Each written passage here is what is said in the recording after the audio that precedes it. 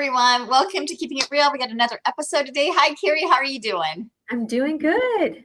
How about yourself? Hey, good. I mean, it's been a good start to a new year. Been busy, and it seems like things are kind of starting to move around. So it's a good thing, I guess, right? Most It's been definitely. very dark though here. Like the weather has been really awful. So if you're thinking about moving to Washington, you probably don't want to. We've had like what weeks and weeks of gray and rain. With the unusually no rain. They were just saying that in the weather forecast yesterday. So Really? yes. Because it seems like it's been raining at least a little bit every single day for every day that I can remember, except for like the last 2 days where we had a sunny day over the weekend, which was kind of nice. So anyway, so you guys, today we're going to talk about why it could make a really big difference if you use a local broker versus someone who is maybe kind of in the state, but maybe not necessarily in your local area. I mean, Carrie, I know you probably get the same stuff too. You kind of get people from other states. I know, and I know we're both licensed in other states, and we'll talk a little bit about that in a minute. But I mean, they're not as familiar with the with what it like some of the regulations and stuff like that you need here in Kitsap County, and they're a little different. I mean, even going to another county, like if I went, for instance, to Thurston County, a lot of times our like doing the wells or doing the septic systems are different. So there's always little things that each county has their own regulations and stuff, and really being an expert in knowing that information can sometimes get difficult. And there's a bunch of other reasons why too, right? Most definitely, yeah. And there's also the property taxes are completely different in different areas because each county has different things that their property taxes support. So, you could estimate that something costs X amount of dollars, but over in a different county, it's going to be either more or less because of what they include in their property taxes. Right. So there's a lot of things to keep in mind when you are hiring your broker. So, one of the first things is probably pricing. And, I mean, Seattle's literally like a ferry ride across. You can get from Seattle to Bremerton in about 30 minutes. I mean, plus your other commute on the other sides and stuff like that. But, brokers from Seattle definitely do come over to our area. I had a call from a guy and he had a plot of land. And it was a nice plot of land. I mean, it was fairly large, and he had it listed with a other broker, and he wasn't happy with the broker's results that they were getting. So he gave me a call, and I talked to this guy and did some research, a lot of research actually. And I came back and I says, I'm not even getting close to what your numbers are. I mean, it was so astronomically high. And I mean, here it's like, yes, I mean, had it had a view, had it been like zoned for commercial, I mean, there's so many other things, but it didn't have any of those things. It was just residential. It had a super steep hill. It had a little tiny bit, maybe a view if you built in the right specific spot. There was no utilities I mean, I'm telling you, the price difference was crazy. So knowing what I know, I mean, and then sometimes it's experience, but just working in the area and working with other clients and working with buyers and going out and seeing properties and doing that, I knew that was way overpriced. And so that's probably one of the biggest ones. Or you might have a neighborhood where if you're not looking at the right comps, it's like, oh, well, this neighborhood is worth this much. And it's like, yeah, but you're really close to the neighborhood, but it's a totally different type of housing and community and stuff, different prices. And so unless you have a broker who's, very familiar with those neighborhoods, it can make a big difference. And that's very true. People, I know my husband just recently came to me and said that someone was telling him what their house was priced at because this house around the corner and this house, and he said it's very high and they have to move it in a short period of time.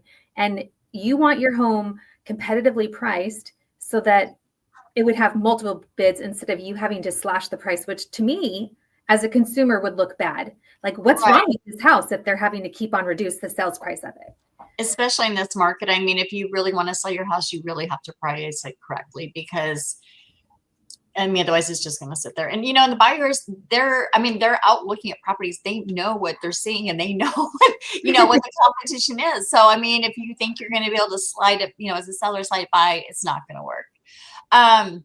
The other really, and this I know is going to work well with what, according to you too, because I know that so I've been doing this about 10 years and I have built up this network of like home inspectors, and I work with the title people, and I know the realtors, and I know contractors, and I mean lenders, and and it's like having those personal relationships. So when somebody calls you and says, hey, I need this, I mean, if you're a broker, let's say in Oregon, but you're licensed in the state of, and I'm not going to pick on kids up or King County over here too much, but if you're, let's say you're licensed in Oregon, but you're trying to do that in Spokane, but you don't have those contacts in Spokane, it would probably be very difficult. Or even me, if I was trying to market something in Spokane, I probably couldn't do it because I don't have those connections to make all the stuff that needs to happen sometimes happen.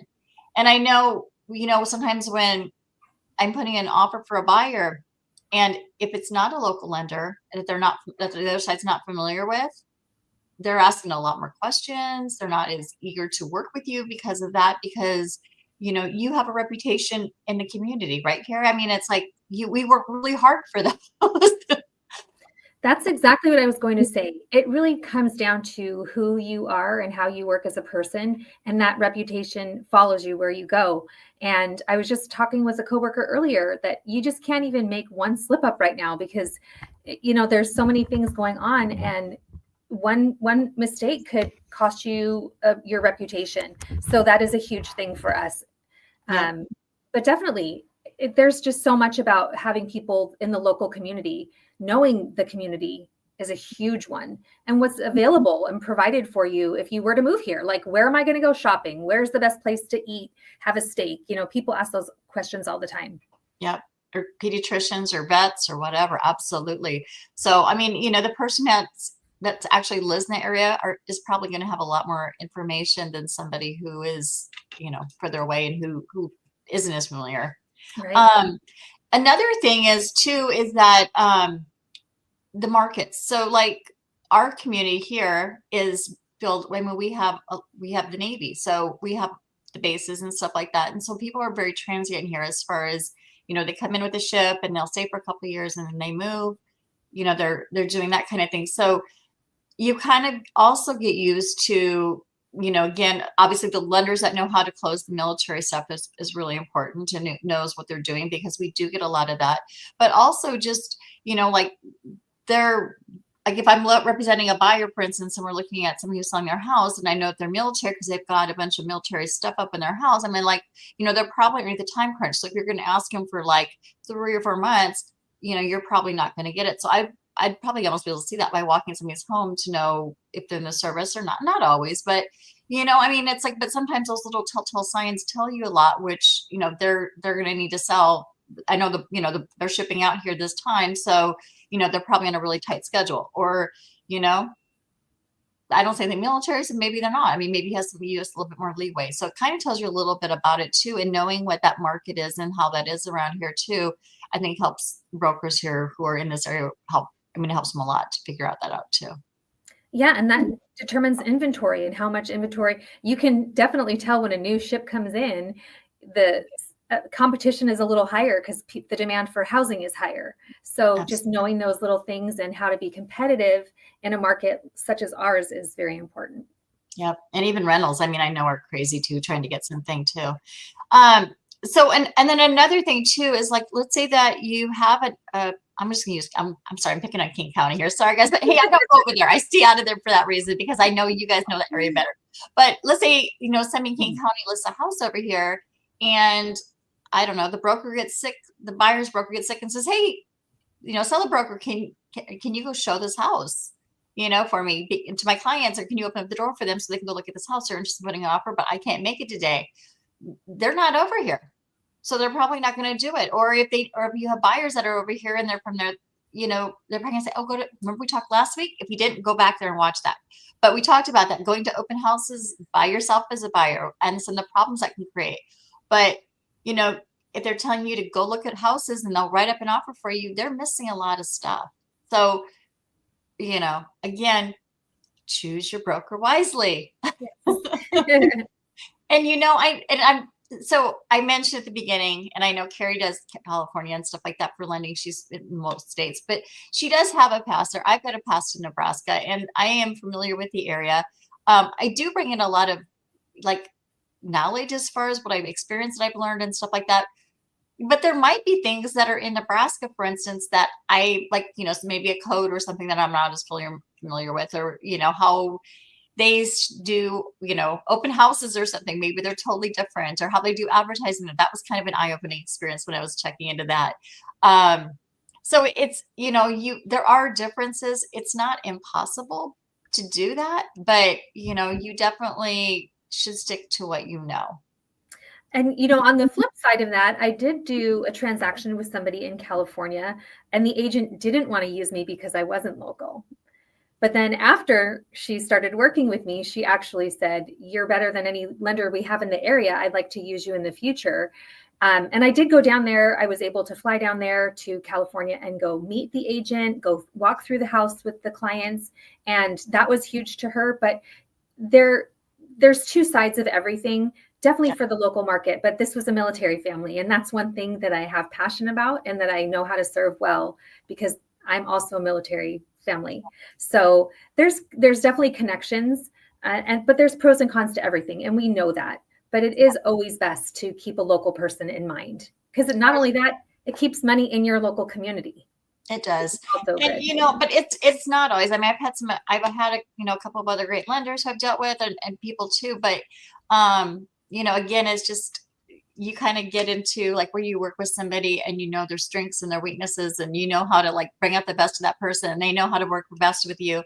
So sometimes you just can't beat that. And that's having that, that relationship that, that we all try so hard to build here local, Yes.